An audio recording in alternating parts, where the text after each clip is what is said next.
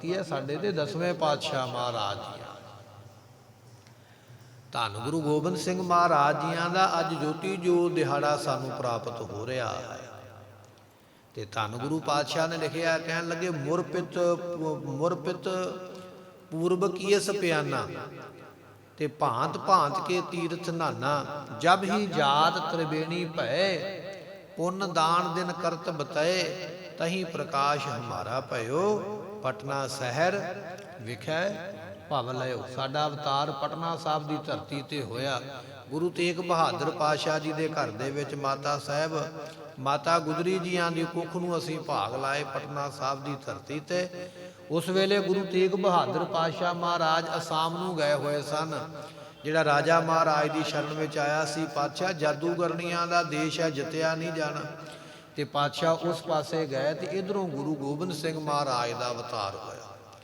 ਗੁਰੂ ਤੇਗ ਬਹਾਦਰ ਪਾਤਸ਼ਾਹ ਜੀ ਅਸਾਮ ਵਿਖੇ ਸਾਰੀ ਰਾਤ ਚੌਂਕੜਾ ਮਾਰ ਕੇ ਬੈਠੇ ਰਹੇ। ਅੰਮ੍ਰਿਤ ਵੇਲਾ ਹੋਇਆ ਤੇ ਮਹਾਰਾਜ ਮੁਸਕਰਾਏ। ਸਿੱਖਾਂ ਨੇ ਪੁੱਛਿਆ, ਪਾਤਸ਼ਾਹ ਜੀ ਆਪ ਖੁਸ਼ ਹੋਏ, ਕਾਰਨ ਕੀ ਹੈ? ਤੇ ਗੁਰੂ ਮਹਾਰਾਜ ਜੀ ਨੇ ਆਖਿਆ, ਕਹਿਣ ਲੱਗੇ, ਸਿੱਖੋ ਅੱਜ ਅਕਾਲ ਪੁਰਖ ਨੇ ਆਪਣਾ ਅਵਤਾਰ ਧਾਰਿਆ ਦੁਨੀਆ ਤੇ ਆ ਕੇ।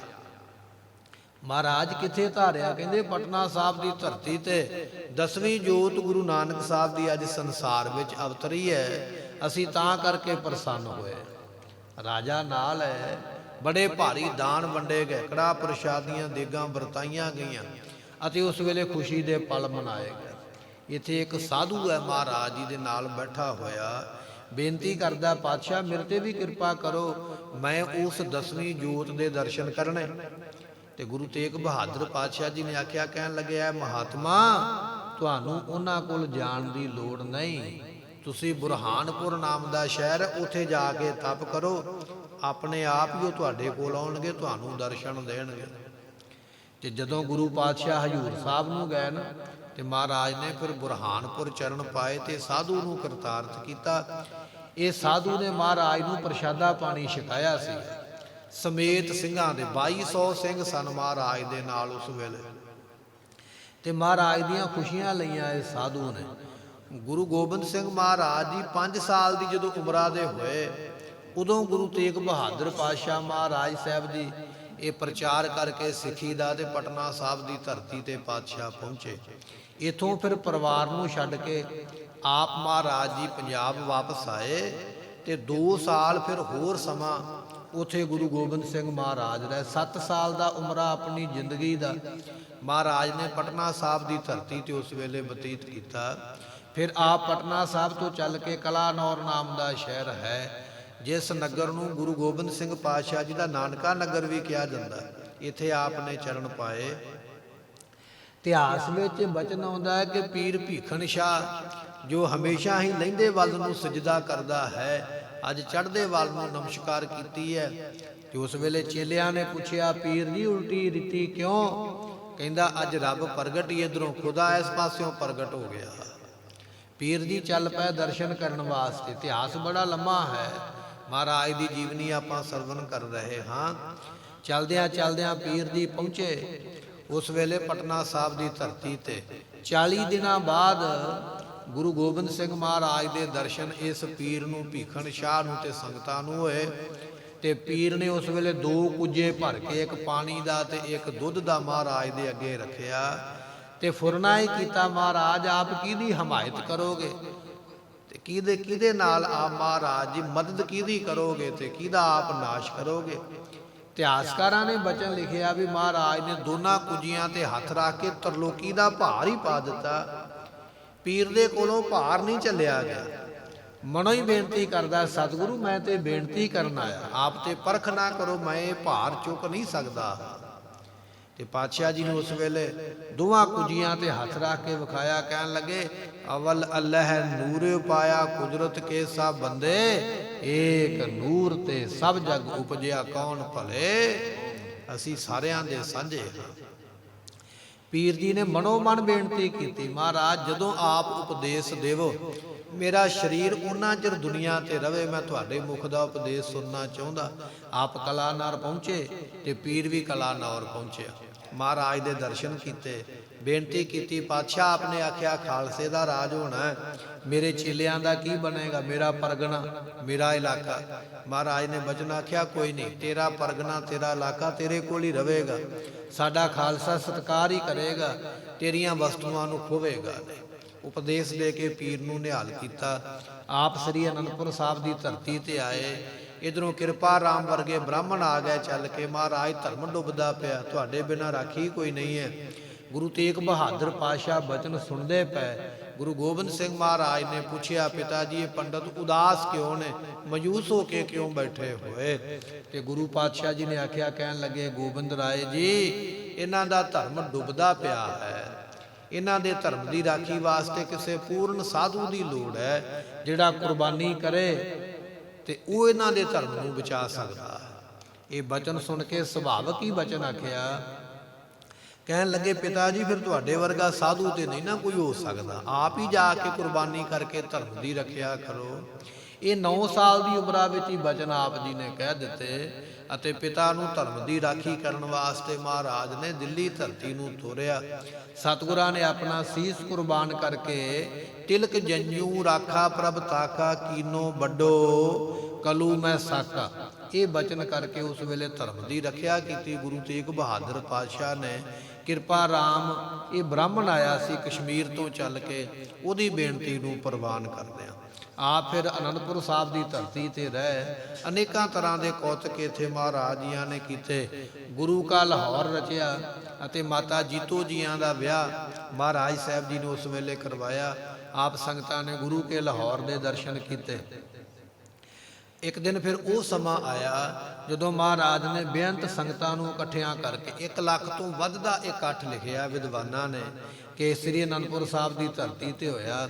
ਮਹਾਰਾਜ ਜੀਆਂ ਨੇ ਸੀਸ ਦੀ ਮੰਗ ਕੀਤੀ। ਧੰਨ ਗੁਰੂ ਗੋਬਿੰਦ ਸਿੰਘ ਪਾਤਸ਼ਾਹ ਜੀ ਨੇ ਉਸ ਵੇਲੇ 5 ਸਿੰਘ ਮਹਾਰਾਜ ਜੀਆਂ ਦੇ ਜਿਹੜੇ ਸਾਨੂੰ ਸੰਗਤ ਵਿੱਚੋਂ ਉੱਠ ਕੇ ਖੜੇ ਹੋਏ, ਉਹਨਾਂ ਨੇ ਗੁਰਮੁਖੋ ਆਪਣੇ ਆਪਣੇ ਸੀਸ ਭੇਟ ਕੀਤੇ। ਤਲਵਾਰ ਦੇ ਨਾਲ ਮਹਾਰਾਜ ਜੀਆਂ ਨੇ ਉਹਨਾਂ ਦੇ ਸੀਸ ਜੁਦਾ ਕੀਤੇ ਧੜ ਦੇ ਨਾਲੋਂ। ਅੰਮ੍ਰਿਤ ਦਾ ਬਾਟਾ ਤਿਆਰ ਕਰਕੇ ਅੰਮ੍ਰਿਤ ਮੁਖ ਵਿੱਚ ਪਾਉਂਦਿਆਂ ਨਾਲ ਬਚਨ ਆਖਿਆ, ਬੋਲ ਵਾਹਿਗੁਰੂ ਜੀ ਕਾ ਖਾਲਸਾ ਵਾਹਿਗੁਰੂ ਜੀ ਕੀ ਫਤਿਹ। ਜਿਨ੍ਹਾਂ ਦੇ ਸਿਰ ਵੱਡੇ ਪਏ ਸਨ, ਮੁਖ ਦੇ ਵਿੱਚ ਅੰਮ੍ਰਿਤ ਪਿਆ, ਉੱਠ ਕੇ ਉਸੇ ਵੇਲੇ ਅੱਗੋਂ ਜਵਾਬ ਦਿੱਤਾ, ਜੀ ਵਾਹਿਗੁਰੂ ਜੀ ਕਾ ਖਾਲਸਾ ਵਾਹਿਗੁਰੂ ਜੀ ਕੀ ਫਤਿਹ। ਇਸ ਤਰ੍ਹਾਂ ਸੁਰਜੀਤ ਕੀਤੇ। ਇਹ ਗੁਰੂ ਗੋਬਿੰਦ ਸਿੰਘ ਮਹਾਰਾਜ ਜੀ ਨੇ ਜਿਨ੍ਹਾਂ ਨੇ ਨਾਮ ਦੇਣ ਲੱਗਿਆਂ ਇਹ ਨਹੀਂ ਪੁੱਛਿਆ ਵੀ ਤੇਰੀ ਜਾਤ ਕੀ ਹੈ। ਪਹਿਲੇ ਸਮੇਂ ਵਿੱਚ ਗੁਰਮੁਖੋ ਕਿਸੇ ਨੂੰ ਨਾਮ ਐਵੇਂ ਨਹੀਂ ਦਿੱਤਾ ਜਾਂਦਾ। ਇਤਿਹਾਸ ਦੀਆਂ ਸਾਖੀਆਂ ਪਹਿਲਾਂ ਵੀ ਆਪਾਂ ਸਰਵਣ ਕੀਤੀਆਂ। ਵਾਲਮੀਕ ਜੀਆਂ ਨੂੰ ਸਾਧੂ ਮਿਲੇ, ਉਪਦੇਸ਼ ਦੇਣ ਲੱਗਿਆਂ ਕਹਿਣ ਲੱਗੇ, ਬੱਚਿਆ ਮਰਾ ਮਰਾ ਦਾ ਜਾਪ ਕਰਿਆ ਕਰ। ਕਿਸੇ ਨੇ ਪੁੱਛਿਆ, ਸਾਧੂ ਜੀ ਮਰਾ ਮਰਾ ਕੀ ਹੋਇਆ? ਤੁਸੀਂ ਸਿੱਧਾ ਕਹੋ ਵੀ ਰਾਮ ਰਾਮ ਦਾ ਜਾਪ ਕਰਿਆ ਕਰ। ਸਾਧੂ ਕਹਿਣ ਲੱਗੇ, ਨਹੀਂ, ਇਹਦੀ ਜਾਤ ਨੀਵੀਂ ਹੈ, ਇਹਨੂੰ ਸਿੱਧਾ ਨਹੀਂ ਰਾਮ ਰਾਮ ਅਸੀਂ ਦੇ ਸਕਦੇ, ਮਰਾ ਮਰਾ ਹੀ ਦੇਵਾਂਗੇ। ਇਹ ਮਰਾ ਮਰਾ ਜਪੇਗਾ ਤੇ ਆਪੇ ਰਾਮ ਰਾਮ ਮੂੰਹ ਨਿਕਲੇਗਾ। ਗੁਰੂ ਗੋਬਿੰਦ ਸਿੰਘ ਪਾਤਸ਼ਾਹ ਨੇ ਇਹ ਨਹੀਂ ਕੀਤਾ ਵੀ ਤੇਰੀ ਜਾਤ ਕੀ ਹੈ, ਤੈਨੂੰ ਕੋਈ ਦੂਜਾ ਹੋਰ ਨਾਮ ਦਿੰਦੇ ਆ ਤੇ ਬਾਅਦ ਵਿੱਚ ਮੂੰਹ ਤੇਰੇ ਇਹ ਨਿਕਲੇਗਾ। ਜਾਤ ਪਾਤ ਨੂੰ ਪਰੇ ਕਰਕੇ ਮਹਾਰਾਜ ਨੇ ਆਖਿਆ, ਬੋਲ ਵਾਹਿਗੁਰੂ ਜੀ ਕਾ ਖਾਲਸਾ ਵਾਹਿਗੁਰੂ ਜੀ ਕੀ। ਐਵੇਂ ਨਹੀਂ ਆਖਿਆ ਸਭ ਤੇ ਵੱਡਾ ਸਤਿਗੁਰ ਨਾਨਕ, ਇਹ ਵਡਿਆਈ ਹੈ ਗੁਰੂ ਨਾਨਕ ਮਹਾਰਾਜ ਦੇ ਕਰਦੇ। ਗਣਕਾ ਦਾ ਇਤਿਹਾਸ ਆ ਪੜ੍ਹਦੇ ਨਾ, ਸਾਧੂ ਆ ਗਿਆ ਜਦੋਂ ਗਣਕਾ ਦੇ ਘਰੋਂ ਵਾਪਸ ਮੁੜਨ ਲੱਗਾ ਤੇ ਉਹਨੇ ਆਖਿਆ, ਮਹਾਰਾਜ ਮੇਰਾ ਭਲਾ ਕਰ ਦਿਓ। ਤੇ ਉੱਥੇ ਇਤਿਹਾਸ ਵਿੱਚ ਬਚਨ ਆਉਂਦਾ ਵੀ ਉਹਨਾਂ ਨੇ ਇੱਕ ਤੋਤਾ ਦਿੱਤਾ ਤੇ ਆਖਿਆ ਵੀ ਤੋਤੇ ਨੂੰ ਮਰਾ ਮਰਾ ਕਿਹਾ ਕਰ। ਉਹਨੇ ਵੀ ਨਹੀਂ ਕਿਹਾ ਵੀ ਰਾਮ ਰਾਮ ਕਿਹਾ ਕਰ, ਮਰਾ ਮਰਾ ਕਵੇਂਗੀ ਆਪੇ ਰਾਮ ਰਾਮ ਨਿਕਲੇਗਾ। ਇਹ ਇਤਿਹਾਸ ਦੀਆਂ ਸਾਖੀਆਂ ਗੁਰੂ ਪਾਤਸ਼ਾਹ ਨੇ ਇਹ ਸਾਰੀ ਝੂਠ ਪਰੇ ਕਰਕੇ ਸਿੱਧਾ ਹੀ ਨਾਮ ਬਖਸ਼ਿਆ। ਇਤਿਹਾਸ ਵਿੱਚ ਬਚਨ ਆ ਗਿਆ, ਕਹਿਣ ਲੱਗੇ ਇੱਕ ਬ੍ਰਾਹਮਣ ਦਾ ਪੁੱਤਰ ਚੜ੍ਹਾਈ ਕਰ ਗਿਆ, ਆਪਣੇ ਮਰੇ ਪੁੱਤਰ ਨੂੰ ਲੈ ਕੇ ਭਗਵਾਨ ਰਾਮਚੰਦਰ ਦੇ ਕੋਲ ਆ ਗਿਆ। ਕਹਿੰਦਾ ਜੀ ਮੇਰਾ ਪੁੱਤਰ ਮਰ ਗਿਆ। ਉਹਨਾਂ ਨੇ ਪੁੱਛਿਆ ਕਿਉਂ ਮਰਿਆ? ਕਹਿੰਦੇ ਜੀ ਇੱਕ ਸ਼ੂਦਰ ਨਾਮ ਜਪਦਾ, ਨੀਵੀਂ ਜਾਤ ਵਾਲਾ, ਉਹਦਾ ਪਾਪ ਲੱਗਾ, ਮੇਰਾ ਪੁੱਤਰ ਮਰਿਆ। ਹੁਣ ਕੀ ਕਰੀਏ? ਕਹਿੰਦੇ ਕਰਨਾ ਕੀ ਹੈ, ਸ਼ੂਦਰ ਨੂੰ ਮਾਰੋ ਤੇ ਪੁੱਤਰ ਜਿਉਂਦਾ ਕਰੋ। ਕਹਿੰਦੇ ਚਲੋ ਠੀਕ ਹੈ। ਸ਼ੂਦਰ ਨੂੰ ਮਾਰਿਆ, ਜਿਹੜਾ ਤਪ ਕਰਦਾ ਪਿਆ ਉਹਨੂੰ ਮਾਰਿਆ ਤੇ ਬ੍ਰਾਹਮਣ ਨੂੰ ਜਿਉਂਦਾ ਕੀਤਾ। ਗੁਰੂ ਗੋਬਿੰਦ ਸਿੰਘ ਮਹਾਰਾਜ ਜੀ ਨੇ ਆਖਿਆ, ਨਹੀਂ, ਸਾਡੇ ਧਰਮ ਦੇ ਵਿੱਚ ਕੋਈ ਸ਼ੂਦਰ ਨਹੀਂ ਹੈ ਤੇ ਕੋਈ ਬ੍ਰਾਹਮਣ ਨਹੀਂ ਹੈ।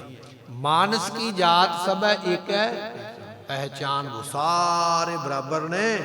ਇੱਥੇ ਕਿਸੇ ਦੇ ਨਾਮ ਜਪਿਆ ਕਿਸੇ ਨੂੰ ਘਾਟਾ ਨਹੀਂ ਪੈਂਦਾ, ਕਿਸੇ ਦੀ ਮੌਤ ਨਹੀਂ ਹੁੰਦੀ, ਸਗੋਂ ਚੜ੍ਹਦੀ ਕਲਾ ਹੁੰਦੀ ਹੈ। ਨਾਨਕ ਨਾਮ ਤੇਰੇ ਭਾਣੇ, ਇਹ ਗੁਰੂ ਨਾਨਕ ਦਾ ਘਰ ਹੈ। ਵੱਡੀਆਂ ਵਡਿਆਈਆਂ ਮਿਲੀਆਂ ਨਾ ਆਪਾਂ ਨੂੰ, ਅਮਰ ਦੀਆਂ ਦਾਤਾਂ ਬਖਸ਼ੀਆਂ। ਆਪਣੀ ਜ਼ਿੰਦਗੀ ਵਿੱਚ 14 ਜੰਗ ਮਹਾਰਾਜ ਸਾਹਿਬ ਦੀਆਂ ਨੇ ਲੜੇ। ਉਹਨਾਂ ਵਿੱਚੋਂ ਵੱਡੇ ਜੰਗ ਨੇ ਜਦੋਂ ਅਨੰਦਪੁਰ ਸਾਹਿਬ ਨੂੰ ਘੇਰਾ ਪੈ ਗਿਆ, ਜਦੋਂ ਮਹਾਰਾਜ ਸਾਹਿਬ ਜੀਆਂ ਨੇ ਪਾਉਂਟਾ ਸਾਹਿਬ ਦਾ ਪਹਿਲਾ ਜੰਗ ਲੜਿਆ, ਵੱਡਾ ਜੰਗ। ਬਾਅਦ ਵਿੱਚ ਹੋਰ ਕਈ ਜੰਗ ਲੜੇ, ਫਿਰ ਅਨੰਦਪੁਰ ਸਾਹਿਬ ਨੂੰ ਘੇਰਾ ਪਿਆ। 7 ਮਹੀਨੇ ਦਾ ਇਹ ਜੰਗ ਲੜਿਆ। ਉਸ ਤੋਂ ਬਾਅਦ ਵਿੱਚ ਪਾਤਸ਼ਾਹ ਜੀ ਨੇ ਫਿਰ ਚਮਕੌਰ ਸਾਹਿਬ ਦਾ ਜੰਗ ਲੜਿਆ। ਇਤਿਹਾਸਕਾਰ ਕਹਿੰਦੇ ਨੇ ਵੀ 25,000 ਸਿੰਘ ਮਹਾਰਾਜ ਨੇ ਆਪਣੀ ਜ਼ਿੰਦਗੀ ਦੇ ਵਿੱਚ ਆਪਣੇ ਨਾਲ ਜੰਗ ਯੁੱਧ ਵਿੱਚ ਵਰਤੇ। ਏਡੀ ਵੱਡੀ ਸਲਤਨਤ ਜਿਸ ਨੂੰ ਕਿਹਾ ਜਾਂਦਾ ਵੀ ਔਰੰਗਜ਼ੇਬ ਦੇ ਕੋਲ 22 ਲੱਖ ਤੋਂ ਵੱਧ ਦੀ ਫੌਜ ਹੈ। ਇਤਿਹਾਸਕਾਰਾਂ ਨੇ ਲਿਖਿਆ ਹੈ 22 ਲੱਖ ਦੀ ਫੌਜ ਦੇ ਨਾਲ 25,000 ਨੂੰ ਹੀ ਟਕਰਾ ਦਿੱਤਾ ਮਹਾਰਾਜ ਨੇ। ਕਿਸੇ ਵੀ ਜੰਗ ਦੇ ਵਿੱਚ ਔਰੰਗਜ਼ੇਬ ਨਹੀਂ ਜਿੱਤਿਆ ਤੇ ਕਿਸੇ ਵੀ ਜੰਗ ਦੇ ਵਿੱਚ ਗੁਰੂ ਗੋਬਿੰਦ ਸਿੰਘ ਹਾਰੇ ਨਹੀਂ ਕਿਸੇ ਦੇ ਕੋਲ। ਐਸਾ ਵੱਡਾ ਜੰਗ ਮਹਾਰਾਜ ਨੇ ਲੜਿਆ। ਜਦੋਂ ਆਪ ਅਨੰਦਪੁਰ ਸਾਹਿਬ ਦੇ ਵਿੱਚ ਵਿਚਰਦੇ ਪਏ ਤੇ 1700 ਸਿੰਘ ਸੀਗਾ ਘੇਰੇ ਦੇ ਵਿੱਚ। ਜਦੋਂ ਮਹਾਰਾਜ ਨੂੰ 7 ਮਹੀਨੇ ਦਾ ਘੇਰਾ ਪਿਆ ਨਾ ਗੁਰਮੁਖੋ, 1700 ਸਿੰਘ ਉਹ ਜੰਗ ਕਰਦਿਆਂ ਕਰਦਿਆਂ 7 ਮਹੀਨਿਆਂ ਵਿੱਚੋਂ 1000 ਸਿੰਘ ਮਹਾਰਾਜ ਦਾ ਸ਼ਹੀਦ ਹੋ ਗਿਆ, ਸ਼ਹਾਦਤ ਪ੍ਰਾਪਤ ਕਰ ਗਿਆ। ਮੁਗਲਾਂ ਦੀ ਤੇ ਪਹਾੜੀਆਂ ਦੀ ਗਿਣਤੀ ਕੋਈ ਨਹੀਂ ਹੈ। ਇਤਿਹਾਸਕਾਰ ਕਹਿੰਦੇ ਵੀ ਇਹੋ ਜਿਹਾ ਘਰ ਨਹੀਂ ਸੀ ਉਸ ਵੇਲੇ ਧਰਤੀ ਦੇ ਉੱਪਰ ਵੀ ਜਿਸ ਘਰ ਦੇ ਵਿੱਚ ਵੈਣ ਨਾ ਪਏ ਹੁਣ। ਇੰਨੇ ਮੁਗਲ ਤੇ ਪਹਾੜੀਏ ਜੰਗ ਮੈਦਾਨ ਵਿੱਚ ਮਰੇ। ਤੇ ਜਦੋਂ ਆਪ ਨੇ ਅਨੰਦਪੁਰ ਸਾਹਿਬ ਨੂੰ ਛੱਡਿਆ, 700 ਸਿੰਘ ਨਾਲ ਲੈ ਕੇ ਆਪ ਨੇ ਅਨੰਦਪੁਰ ਸਾਹਿਬ ਤੋਂ ਰਵਾਨਗੀ ਪਾਈ। ਚਲਦਿਆਂ ਚਲਦਿਆਂ ਜੰਗ ਯੁੱਧ ਕਰਦਿਆਂ ਕਰਦਿਆਂ ਸਰਸਾ ਦੇ ਕਿਨਾਰੇ ਆ ਪਹੁੰਚੇ। ਆਖਿਆ ਆਸਾ ਦੀ ਵਾਰ ਦਾ ਕੀਰਤਨ ਕਰੋ। ਜਿੰਨਾ ਚਿਰ ਆਸਾ ਦੀ ਵਾਰ ਦਾ ਕੀਰਤਨ ਹੁੰਦਾ ਰਿਹਾ, ਗੁਰਮੁਖਾਂ ਸਾਧੂਆਂ ਨੇ ਬਚਨ ਆਖਿਆ ਵੀ ਉਹਨਾਂ ਚਿਰ ਕਿਸੇ ਵੀ ਸਿੰਘ ਨੂੰ ਨਾ ਕੋਈ ਤੀਰ ਵੱਜਾ ਤੇ ਨਾ ਕੋਈ ਗੋਲੀ ਵੱਜੀ। ਇਹ ਗੁਰਬਾਣੀ ਹੈ ਨਾ, ਗੁਰਬਾਣੀ ਦਾ ਕੀਰਤਨ ਕਹਿੰਦੇ ਟੇਕੇ ਕਰੋ, ਬਾਣੀ ਪੜੋ, ਆਨੰਦ ਨਾਲ ਕੁਝ ਨਹੀਂ ਹੋਣ ਲੱਗਾ। ਗੁਰਬਾਣੀ ਦਾ ਕੀਰਤਨ ਹੁੰਦਾ, ਸਾਰੀ ਸੰਗਤ ਨੇ ਬੈਠ ਕੇ ਸੂਰਮਿਆਂ ਨੇ ਸੁਣਿਆ। ਭਾਈ ਉਦੈ ਸਿੰਘ ਵਰਗੇ ਤੇ ਭਾਈ ਜੈਤਾ ਜੀ ਵਰਗੇ ਏਡੀ ਵੱਡੀ ਆਉਂਦੀ ਫੌਜ ਨੂੰ ਡੱਕ ਕੇ ਰੱਖਿਆ। ਗੁਰੂ ਕਿਆ ਸਿੱਖਿਆ ਨੇ 2-2 ਪਹਿਰ, 1.5 ਪਹਿਰ, 3 ਘੰਟਿਆਂ ਦਾ ਇੱਕ ਪਹਿਰ ਹੁੰਦਾ ਹੈ। 1.5 ਘੰਟੇ, 1.5 ਪਹਿਰ ਵੀ ਮੰਨੀਏ ਤੇ 4.5 ਘੰਟੇ ਇੰਨੀ ਵੱਡੀ ਫੌਜ ਨੂੰ ਮੁੱਠੀ ਭਰ ਬੰਦਿਆਂ ਨੇ ਰੋਕਣਾ ਬੜੇ ਵੱਡਾ ਇਹ ਬਹਾਦਰੀ ਦਾ ਕੰਮ ਹੈ ਗੁਰਮੁਖੋ, ਨਿੱਕੀ ਗੱਲ ਨਹੀਂ ਹੈ। ਐਸਾ ਜੰਗ ਲੜ ਕੇ ਆਪ ਸਰਸਾ ਤੋਂ ਪਾਰ ਹੋਏ। ਆਪ ਜੀ ਦੇ 640 ਸਿੰਘ ਇੰਨੇ ਸਫ਼ਰ ਦੇ ਵਿੱਚ ਸ਼ਹਾਦਤ ਪ੍ਰਾਪਤ ਕਰ ਗਏ ਤੇ ਕੇਵਲ 40 ਸਿੰਘ ਬਾਕੀ ਬਚੇ। 660 ਸਿੰਘ ਜਿਹੜੇ ਉਹ ਸ਼ਹਾਦਤ ਪਾ ਗਏ। 40 ਸਿੰਘ ਲੈ ਕੇ ਆਪ ਚਮਕੌਰ ਪਹੁੰਚੇ। ਇੱਥੇ ਮਹਾਰਾਜ ਨੇ 10 ਲੱਖ ਦੀ ਵੱਡੀ ਫੌਜ ਨੂੰ ਰੋਕਿਆ ਤੇ ਸਿੰਘਾਂ ਨੇ ਬਚਨ ਕੀਤਾ, ਬੇਨਤੀ ਕੀਤੀ, ਪਾਤਸ਼ਾਹ ਆਪ ਗੜੀ ਤੋਂ ਬਾਹਰ ਨਿਕਲੋ। ਤੁਸੀਂ ਬਾਹਰ ਨਿਕਲੋਗੇ ਸਾਡੇ ਵਰਗੇ ਬਥੇਰੇ ਸਾਜ ਲੈਣੇ। ਜੇ ਤੁਸੀਂ ਇੱਥੇ ਸ਼ਹਾਦਤ ਪ੍ਰਾਪਤ ਕਰ ਗਏ, ਸਾਡੇ ਤੋਂ ਤੁਹਾਡੇ ਵਰਗਾ ਗੁਰੂ ਨਹੀਂ ਲੱਭਣਾ। ਪਾਤਸ਼ਾਹ ਕਹਿੰਦੇ ਸਿੰਘੋ ਕੌਤਕ ਵੇਖੋ ਸਾਡਾ। ਉਸ ਵੇਲੇ ਕਮਾਨ ਦੇ ਵਿੱਚ ਮਹਾਰਾਜ ਨੇ ਤੀਰ ਜੋੜਿਆ, ਖਿੱਚ ਕੇ ਜਦੋਂ ਚਲਾਇਆ ਨਾ ਵੈਰੀ ਦੇ ਵੱਲ, ਤੇ ਕਹਿੰਦੇ ਜਿਸ ਪਾਸੇ ਨੂੰ ਮਹਾਰਾਜ ਦਾ ਤੀਰ ਚੱਲਿਆ ਉਹ ਸਾਰੇ ਦਾ ਸਾਰਾ ਪਾਸਾ ਹੀ ਵਿਹਲਾ ਕਰਤਾ, ਲਾਸ਼ਾਂ ਦੇ ਢੇਰ ਹੀ ਲਾ ਦਿੱਤੇ ਮਹਾਰਾਜ। ਜਦੋਂ ਇੰਨੀ ਮੌਤ ਪ੍ਰਾਪਤ ਹੋਈ ਨਾ, ਸਿੰਘਾਂ ਨੇ ਚਰਨ ਫੜ ਲਿਆ, ਮਹਾਰਾਜ ਜੇ ਇਸ ਤਰ੍ਹਾਂ ਦੇ ਕੁਝ ਤੀਰ ਹੋਰ ਚੱਲਦੇ ਰਹੇ ਇੱਥੇ ਬਚਣਾ ਕੁਛ ਨਹੀਂ, ਆਪ ਕਿਰਪਾ ਕਰੋ, ਬੇਨਤੀ ਮੰਨੋ ਤੇ ਆਪ ਇੱਥੋਂ ਜਾਓ। ਬਚਨ ਮੰਨ ਕੇ ਖਾਲਸੇ ਦਾ ਆਪ ਨੇ ਆਪਣੀ ਕਲਗੀ ਚੰਦ ਤੋੜਾ, ਆਪਣੇ ਗਲ ਦੀ ਪੁਸ਼ਾਕ, ਆਪਣੇ ਚਰਨਾਂ ਦਾ ਜੋੜਾ। ਮਹਾਰਾਜ ਨੇ 5 ਸਿੰਘ ਆਪਣੇ ਸਾਹਮਣੇ ਖੜੇ ਕਰਕੇ ਉਹਨਾਂ 5 ਵਿੱਚੋਂ ਇੱਕ ਨੂੰ ਆਪਣਾ ਸਾਰਾ ਲਿਬਾਸ ਹੀ ਬਖਸ਼ਿਆ ਪਾਤਸ਼ਾਹ। ਭਾਈ ਸੰਗਤ ਸਿੰਘ ਉਹ ਸਿੱਖ ਦਾ ਨਾਮ ਹੈ ਜਿਹਨੂੰ ਮਹਾਰਾਜ ਨੇ ਆਪਣਾ ਇਹ ਕਲਗੀ ਪਹਿਰਾਵਾ ਬਖਸ਼ਿਆ। ਗੁਰਮੁਖੋ ਸਿੰਘ ਭਾਵੇਂ ਕੋਈ ਵੀ ਹੋਵੇ ਪਰ ਬਖਸ਼ਿਆ ਮਹਾਰਾਜ ਨੇ ਪੰਥ ਨੂੰ ਹੀ ਹੈ, 5 ਨੂੰ ਇਕੱਠੇ ਕਰਕੇ ਬਖਸ਼ਿਆ।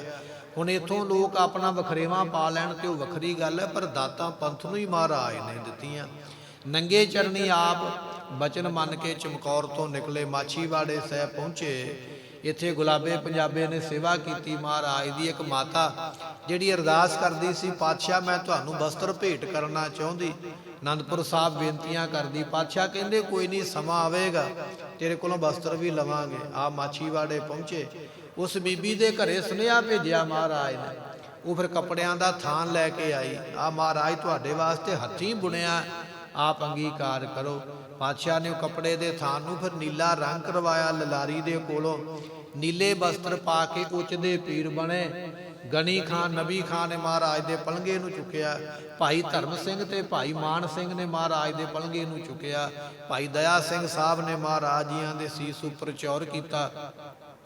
ਆਪ ਉੱਚ ਦਾ ਪੀਰ ਬਣੇ ਤੇ ਚਲਦਿਆਂ ਚਲਦਿਆਂ ਜਗਤ ਜਲੰਦੇ ਦੀ ਰੱਖਿਆ ਕਰਦਿਆਂ ਗੁਰਮੁਖੋ ਕਈ ਕੌਤਕ ਕੀਤੇ। ਮਹਾਰਾਜ ਨੇ ਵਿਦਾਵਾ ਲਿਖਣਾ ਸਿੰਘਾਂ ਦੇ ਵੱਲੋਂ ਮਹਾਰਾਜ ਦੇ ਸਾਹਮਣੇ ਆ ਕੇ, ਜਿਹੜੇ ਮਾਝੇ ਦੇ ਸਿੰਘ ਆਏ ਸਨ, 4 ਭਰਾ ਇਕੱਠੇ ਹੋ ਕੇ ਤੇ ਜਿਹੜੇ ਇਲਾਕੇ ਦੇ ਮੋਹਤਬਾਰ ਸਨ, ਵਿਦਾਵਾ ਲਿਖ ਕੇ ਮਹਾਰਾਜ ਨੂੰ ਚਲੇ ਗਏ। ਭਾਈ ਮਾਹ ਸਿੰਘ ਆਏ ਸ਼ਰਨ ਵਿੱਚ, ਬੀਬੀ ਭਾਗੋ ਜੀ ਆਏ ਸ਼ਰਨ ਵਿੱਚ ਆ ਕੇ ਆਖਿਆ ਪਾਤਸ਼ਾਹ ਮਾਫੀ ਬਖਸ਼ੋ, ਜੰਗ ਲੜਿਆ, ਜੰਗ ਲੜ ਕੇ ਖੁਸ਼ੀਆਂ ਲਈਆਂ।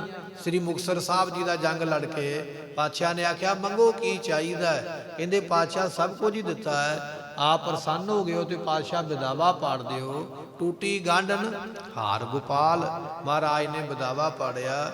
ਭਾਈ ਮਾਨ ਸਿੰਘ ਨੂੰ ਪੁੱਛਿਆ, ਕਹਿੰਦੇ ਮਾਨ ਸਿਆਂ ਦੱਸ ਔਰੰਗਜ਼ੇਬ ਨੂੰ ਕਿਵੇਂ ਮਾਰੀਏ, ਤਲਵਾਰ ਦੇ ਨਾਲ ਮਾਰੀਏ ਜਾਂ ਕਲਮ ਦੇ ਨਾਲ? ਤੇ ਭਾਈ ਮਾਨ ਸਿੰਘ ਜੀ ਕਹਿੰਦੇ ਮਹਾਰਾਜ ਤਲਵਾਰ ਦੇ ਜੰਗ ਤੇ ਬਹੁਤ ਕਰ ਲਿਆ ਆਪਾਂ, ਉਹਨੇ ਕਲਮ ਦਾ ਜੰਗ ਵੀ ਕਰੀਏ। ਪਾਤਸ਼ਾਹ ਨੇ ਉਸ ਵੇਲੇ ਫਿਰ ਲਿਖਿਆ ਉੱਥੇ ਬੈਠ ਕੇ ਜ਼ਫਰਨਾਮਾ, ਤੇ ਭਾਈ ਦਇਆ ਸਿੰਘ ਤੇ ਧਰਮ ਸਿੰਘ ਨੂੰ ਭੇਜਿਆ। ਕਹਿੰਦੇ ਜਾਓ ਭਾਈ ਦੇ ਕੇ ਆਓ ਰੰਗੇ ਨੂੰ। ਰੰਗੇ ਨੇ ਪੜ੍ਹਿਆ ਵਿਦਾਵਾ, ਬੜਾ ਪਛਤਾਪ ਕਰਦਾ ਹੈ, ਮਾਫੀਆਂ ਮੰਗਦਾ, ਮਹਾਰਾਜ ਮੇਰੇ ਕੋਲ ਆਓ, ਮੈਂ ਤੁਹਾਡੇ ਚਰਨਾਂ ਨੂੰ ਸਪਰਸ਼ ਕਰਨਾ ਚਾਹੁੰਦਾ, ਮੈਨੂੰ ਮਾਫੀ ਦੇ ਦਿਓ। ਪਾਤਸ਼ਾਹ ਜੀ ਇੱਥੋਂ ਚੱਲ ਕੇ ਸ੍ਰੀ ਦਮਦਮਾ ਸਾਹਿਬ ਗੁਰਮੁਖੋਂ ਪਹੁੰਚੇ। ਇੱਥੇ ਮਹਾਰਾਜ ਸਾਹਿਬ ਜੀ ਗੁਰੂ ਪਾਤਸ਼ਾਹ ਜੀ 9 ਮਹੀਨੇ 9 ਦਿਨ 9 ਘੜੀਆਂ ਦਾ ਆਪ ਜੀ ਨੇ ਪੜਾ ਕੀਤਾ ਸ੍ਰੀ ਦਮਦਮਾ ਸਾਹਿਬ ਦੀ ਧਰਤੀ ਤੇ। ਗੁਰੂ ਕਿਆਂ ਸਿੱਖਾਂ ਨੇ ਬੇਨਤੀ ਕੀਤੀ ਪਾਤਸ਼ਾਹ ਗੁਰਬਾਣੀ ਦੇ ਲੜ ਸਾਨੂੰ ਲਾ ਦਿਓ, ਗੁਰਬਾਣੀ ਪੜ੍ਹੀ ਦੀ ਕਿਵੇਂ ਹੈ? ਇਤਿਹਾਸ ਵਿੱਚ ਬਚਨ ਆ ਗਿਆ ਹੈ, ਸਤਿਗੁਰੂ ਜੀ ਅੰਮ੍ਰਿਤ ਵੇਲੇ ਦੇ ਦੀਵਾਨ ਵਿੱਚ ਗੁਰਬਾਣੀ ਪੜ੍ਹਾਉਂਦੇ, ਆਪ ਮੁਖੋਂ ਬੋਲਦੇ, ਕਹਿੰਦੇ ਚਲੋ ਭਾਈ ਪੜ੍ਹੋ ਸਾਡੇ ਨਾਲ। ਭਾਈ ਮਨੀ ਸਿੰਘ ਜੀ ਗੁਰਬਾਣੀ ਲਿਖਦੇ ਪਏ, ਸਾਰੀ ਸੰਗਤ ਦੀਵਾਨ ਵਿੱਚ ਬੈਠ ਕੇ ਸੁਣਦੀ ਹੈ। ਦੁਪਹਿਰ ਤੋਂ ਬਾਅਦ ਦਾ ਦੀਵਾਨ ਸਜਦਾ ਹੈ, ਜਿਹਨੂੰ ਆਪਾਂ ਸ਼ਾਮ ਦਾ ਦੀਵਾਨ ਕਹਿੰਦੇ ਹਾਂ।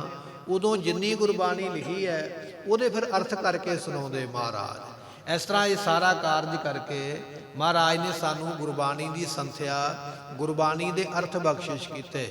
ਸਿੱਖਾਂ ਨੇ ਬੇਨਤੀ ਕੀਤੀ ਮਹਾਰਾਜ ਕੁਝ ਸਿਆਹੀ ਤੇ ਕਲਮਾਂ ਬਚ ਗਈਆਂ, ਹੁਣ ਕੀ ਕਰੀਏ? ਕਹਿੰਦੇ ਸਰੋਵਰ ਚ ਪਾ ਦਿਓ ਭਾਈ। ਨਾਲ ਹੀ ਬਚਨ ਕੀਤਾ ਜਿਹੜਾ ਵੀ ਇੱਥੇ ਆ ਕੇ ਗੁਰਮੁਖੀ ਲਿਖੇਗਾ ਨਾ, ਉਹ ਭਾਵੇਂ ਬੈਲ ਬੁੱਧੀ ਵਾਲਾ ਵੀ ਕਿਉਂ ਨਾ ਹੋਵੇ, ਵਿਦਵਾਨ ਬਣ ਜਾਏਗਾ।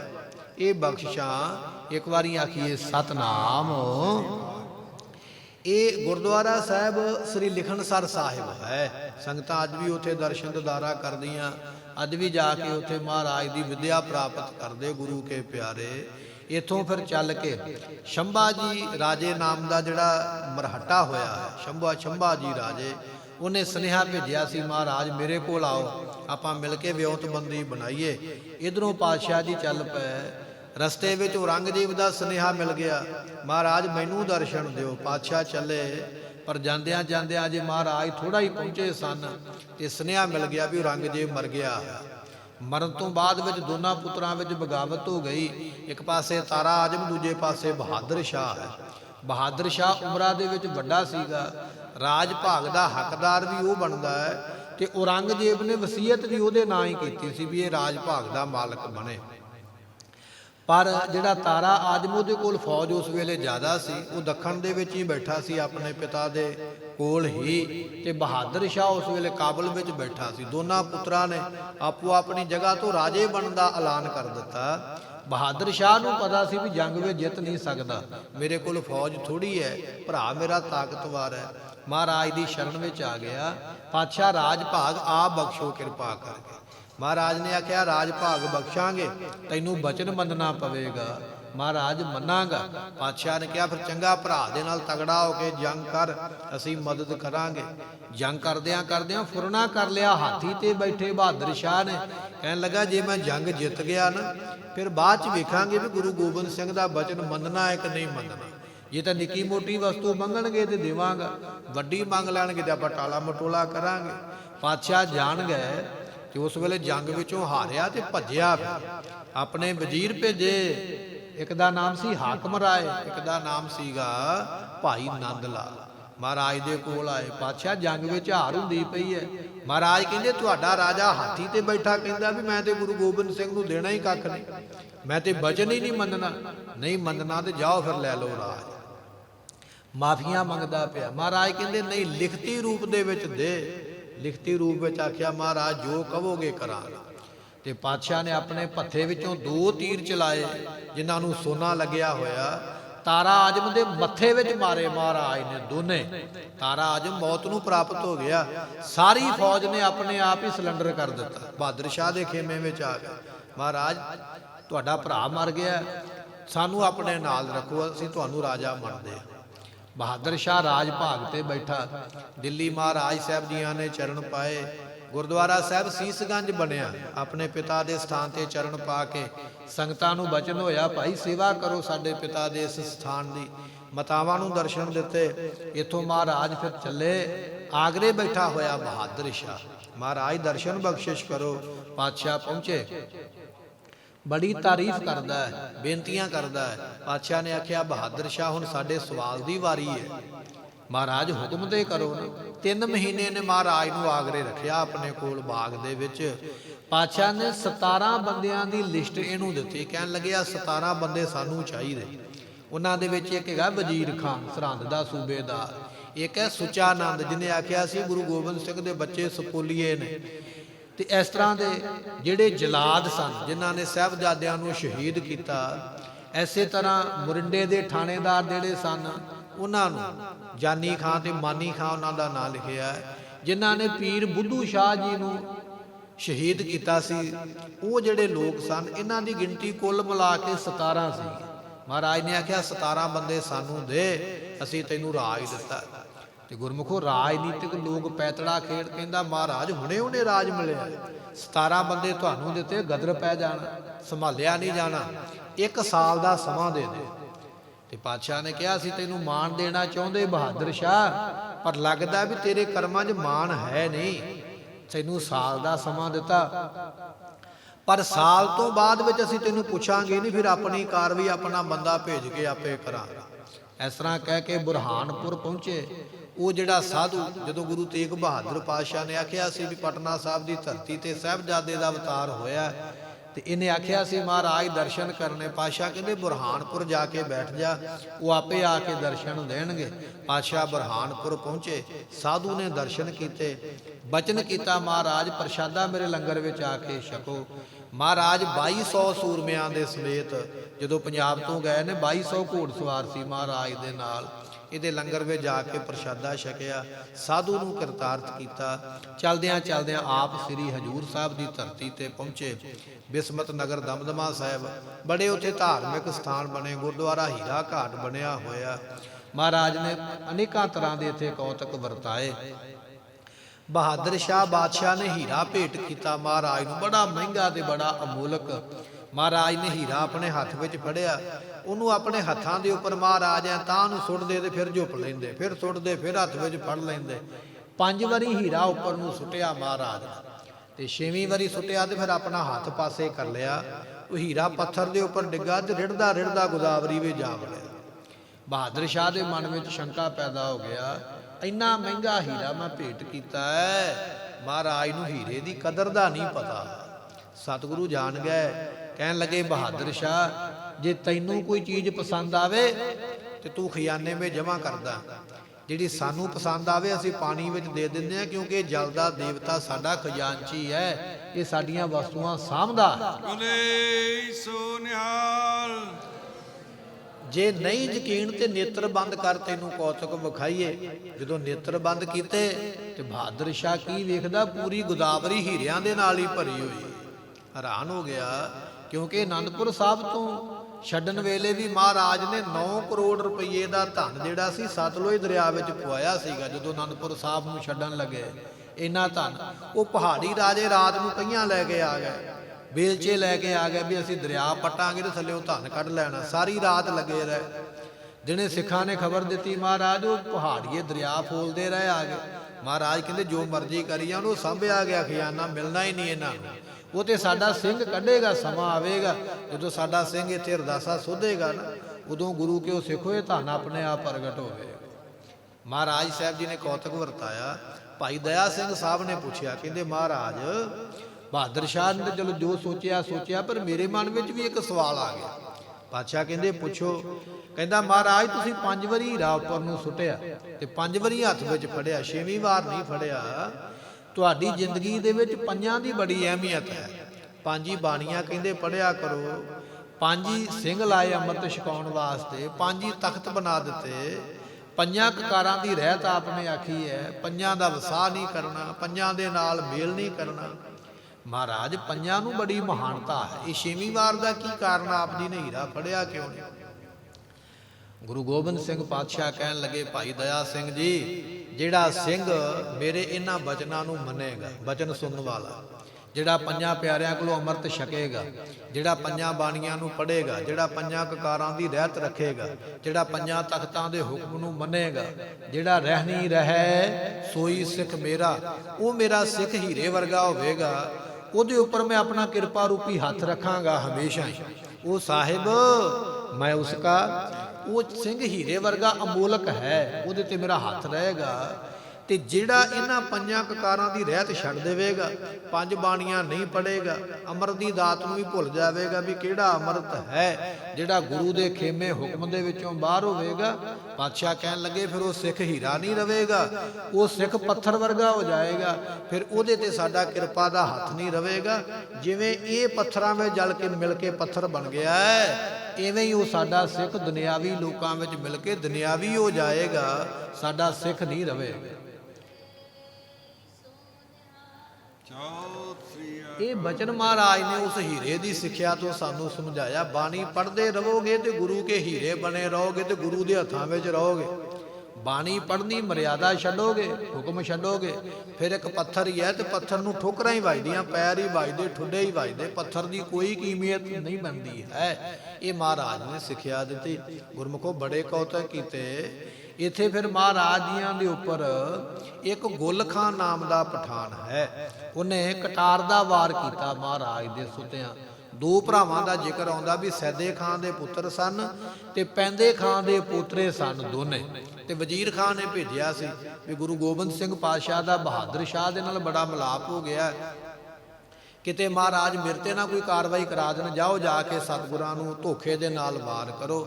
ਇੱਥੇ ਮਹਾਰਾਜ ਸਾਹਿਬ ਜੀ ਬੰਦਾ ਸਿੰਘ ਬਹਾਦਰ ਨੂੰ, ਜਿਹਦਾ ਨਾਮ ਹੈ ਮਾਧੋ ਦਾਸ ਬੈਰਾਗੀ, ਮਿਲੇ ਜਾ ਕੇ। ਮਾਧੋ ਦਾਸ ਨੇ ਗੁਰਮੁਖੋਂ ਬੜੀਆਂ ਕਰਾਮਾਤਾਂ ਪਹਿਲਾਂ ਤੇ ਵਿਖਾਈਆਂ, ਕਾਮਯਾਬ ਨਾ ਹੋਇਆ।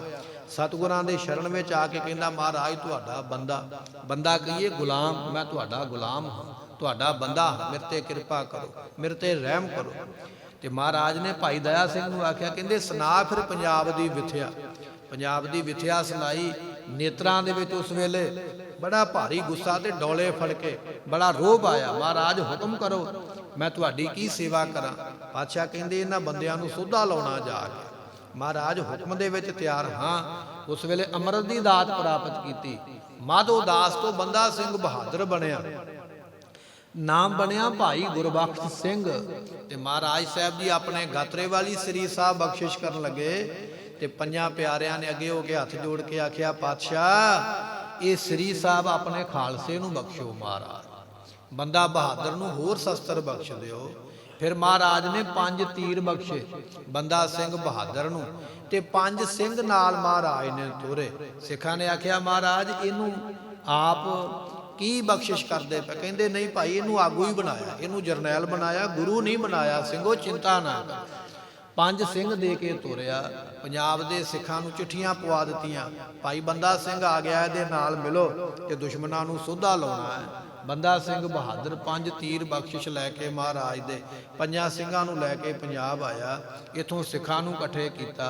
ਸਮਾਣੇ ਦਾ ਜੰਗ, ਸਢੌਰੇ ਦਾ ਜੰਗ, ਐਸੇ ਤਰ੍ਹਾਂ ਪਹਾੜਾਂ ਦੇ ਜੰਗ ਤੇ ਗੁਰਮੁਖੋ ਫਿਰ ਸਰਹੰਦ ਦਾ ਜੰਗ, ਕਲਾਨੌਰ ਦਾ ਜੰਗ, ਕਈ ਜੰਗ ਫਿਰ ਲੜੇ ਬਾਬਾ ਬੰਦਾ ਸਿੰਘ ਬਹਾਦਰ ਨੇ।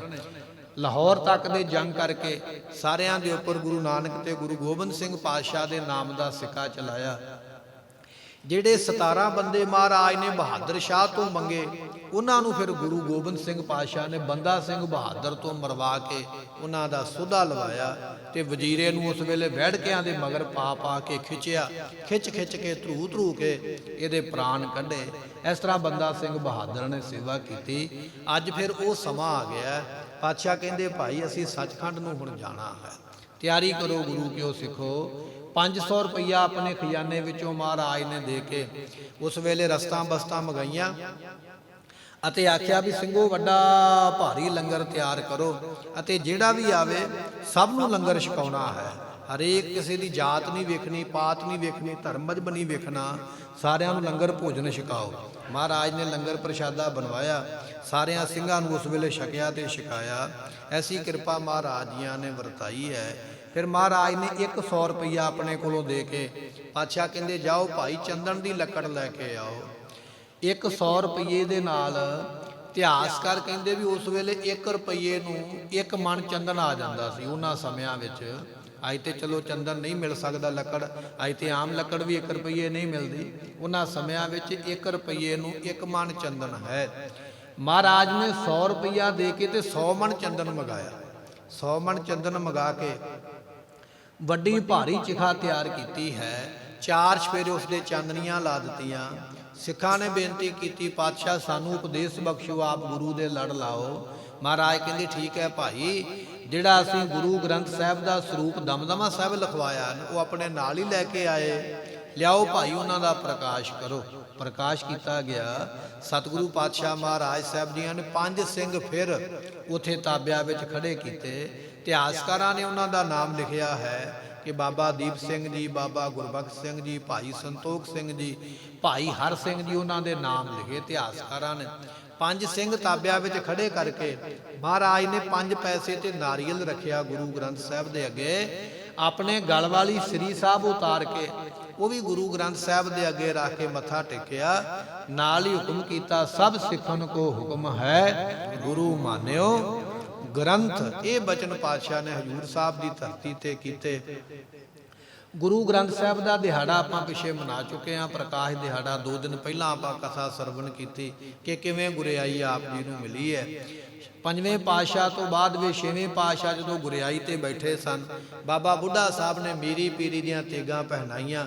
ਉਸ ਤੋਂ ਬਾਅਦ ਵਿੱਚ ਗੁਰੂ ਘਰ ਵਿੱਚ ਇਹ ਰਸਮ ਚੱਲ ਪਈ ਕਿ ਜਦੋਂ ਵੀ ਗੁਰੂ ਸਾਹਿਬ ਬੈਠਦੇ ਸਨ ਉਦੋਂ 5 ਪੈਸੇ ਨਾਰੀਅਲ ਦੇ ਨਾਲ ਇੱਕ ਸ੍ਰੀ ਸਾਹਿਬ ਵੀ ਗੁਰੂ ਸਾਹਿਬ ਦੇ ਵੱਲੋਂ ਭੇਟ ਕੀਤੀ ਜਾਂਦੀ। ਇਹ ਤਾਂ ਹੀ ਬੰਦਾ ਸਿੰਘ ਬਹਾਦਰ ਨੂੰ ਸ੍ਰੀ ਸਾਹਿਬ ਦੇਣ ਤੋਂ ਪੰਥ ਨੇ ਬੇਨਤੀ ਕੀਤੀ ਸੀ, ਮਹਾਰਾਜ ਇਹ ਕੱਲ ਨੂੰ ਗੁਰੂ ਬਣਨ ਦਾ ਦਾਅਵਾ ਇਹਨੇ ਕਰਨਾ ਕਿ ਮੈਨੂੰ 10ਵੇਂ ਪਾਤਸ਼ਾਹ ਨੇ ਸ੍ਰੀ ਸਾਹਿਬ ਬਖਸ਼ੀ ਹੈ। ਉਹ ਫਿਰ ਸ੍ਰੀ ਸਾਹਿਬ ਗੁਰੂ ਗ੍ਰੰਥ ਸਾਹਿਬ ਦੇ ਅੱਗੇ ਰੱਖ ਕੇ ਮਹਾਰਾਜ ਨੇ ਮੱਥਾ ਟੇਕ ਕੇ ਆਖਿਆ ਇਹ ਤੁਹਾਡੇ ਗੁਰੂ ਹੋਣਗੇ। ਅਤੇ ਮੁੱਖ ਵਾਕ ਆ ਗਿਆ ਅਬਚਲ ਨਗਰ ਗੋਬਿੰਦ ਗੁਰੂ ਕਾ ਨਾਮ ਜਪਤ ਸੁਖ ਪਾਇਆ ਰਾਮ। ਇਹ ਸੂਹੀ ਰਾਗ ਦਾ ਸ਼ਬਦ ਹੈ। ਇਹ ਮੁੱਖ ਵਾਕ ਮਹਾਰਾਜ ਜੀਆਂ ਨੇ ਜਦੋਂ ਗੁਰਤਾ ਗੱਦੀ ਗੁਰੂ ਗ੍ਰੰਥ ਸਾਹਿਬ ਨੂੰ ਮਿਲੀ ਤੇ ਇਹ ਮੁੱਖ ਵਾਕ ਆਇਆ ਸੀ ਮਹਾਰਾਜ ਦੇ ਸ਼ਬਦ ਦਾ। ਉਸ ਨਗਰੀ ਦਾ ਨਾਮ ਹੀ ਅਬਚਲ ਨਗਰ ਮਹਾਰਾਜ ਨੇ ਰੱਖ ਦਿੱਤਾ ਮੁੱਖ ਵਾਕ ਤੋਂ।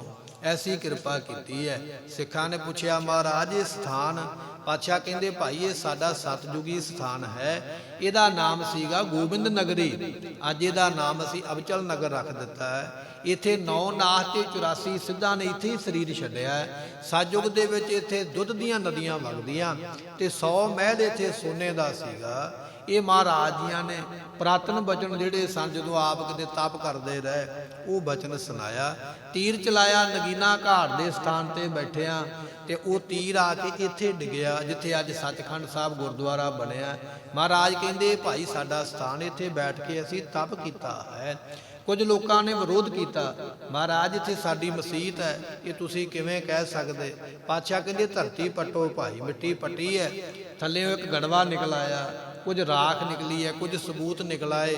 ਪਾਤਸ਼ਾਹ ਕਹਿੰਦੇ ਸਾਡੀਆਂ ਵਸਤੂਆਂ ਪਈਆਂ, ਇਹ ਤਪ ਦੇ ਪ੍ਰਭਾਵ ਕਰਕੇ ਖਰਾਬ ਨਹੀਂ ਕੁਝ ਹੋਇਆ, ਸਭ ਕੁਝ ਉਸੇ ਤਰ੍ਹਾਂ ਹੀ ਪਿਆ ਹੋਇਆ। ਇਸ ਤਰ੍ਹਾਂ ਆਪ ਜੀ ਨੇ ਸੱਚਖੰਡ ਨੂੰ ਪ੍ਰਗਟ ਕੀਤਾ। ਅੱਜ ਚਿਖਾ ਤਿਆਰ ਹੋਈ ਹੈ। ਮਹਾਰਾਜ ਕਹਿੰਦੇ ਭਾਈ 5 ਘੋੜੇ ਤਿਆਰ ਕਰੋ। 5 ਘੋੜੇ ਤਿਆਰ ਕਰਕੇ ਕਾਠੀਆਂ ਸਜਾ ਕੇ ਤਬੇਲੇ ਵਿੱਚ ਖੜੇ ਕੀਤੇ। ਧੰਨ ਗੁਰੂ ਗੋਬਿੰਦ ਸਿੰਘ ਮਹਾਰਾਜ ਜੀ ਆਪ ਜਿਹੜਾ ਕੁਮੈਤੀ ਘੋੜਾ ਹੈ ਉਹਦੇ ਉੱਪਰ ਸਵਾਰ ਹੋਏ। ਜਿਸ ਦੇ ਜਿਹੜੇ ਕੇਸ ਸਨ ਉਹ ਕਾਲੇ ਰੰਗ ਦੀ ਭਾ ਮਾਰਦੇ ਸਨ। ਐਸਾ ਸੁੰਦਰ ਘੋੜਾ, ਉਹਦੇ ਸਮੇਤ ਹੀ ਮਹਾਰਾਜ ਫਿਰ ਚਿਖਾ ਦੇ ਵਿੱਚ ਪਹੁੰਚੇ। ਇਤਿਹਾਸਕਾਰ ਕਹਿੰਦੇ ਨੇ ਵੀ ਸਾਰੀਆਂ ਲੱਕੜਾਂ ਸੜ ਕੇ ਸਵਾਹ ਹੋ ਗਈਆਂ ਤੇ ਆਕਾਸ਼ ਦੇ ਵਿੱਚੋਂ ਬੜਾ ਭਾਰੀ ਪ੍ਰਕਾਸ਼ ਹੋਇਆ। ਸਤਿਗੁਰਾਂ ਨੇ ਆਪਣੇ ਅੰਦਰੋਂ ਹੀ ਬ੍ਰਹਮ ਅਗਨੀ ਨੂੰ ਉਸ ਵੇਲੇ ਪ੍ਰਜਵਲਿਤ ਕੀਤਾ ਤੇ ਇਸ ਤਰ੍ਹਾਂ ਮਹਾਰਾਜ ਨੇ ਕੌਤਕ ਵਰਤਾਇਆ ਜੋਤੀ ਜੋਤ ਸਮਾਉਣ ਦਾ। ਸਿੱਖਾਂ ਨੂੰ ਹੁਕਮ ਕੀਤਾ ਸਾਡੇ ਅੰਗੀਠੇ ਨੂੰ ਫੋਲਿਆ ਨਾ ਜਾਵੇ। ਦੂਜਾ ਬਚਨ ਇਹ ਕੀਤਾ ਵੀ ਸਾਡੀ ਯਾਦਗਾਰ ਕੋਈ ਨਾ ਬਣਾਵੇ। ਸਤਿਗੁਰੂ ਪਾਤਸ਼ਾਹ ਜੀ ਵੀਰਵਾਰ ਦਾ ਦਿਨ ਸੀ ਉਸ ਵੇਲੇ ਜਿੱਦਣ ਮਹਾਰਾਜ ਨੇ ਸਰੀਰ ਛੱਡਿਆ।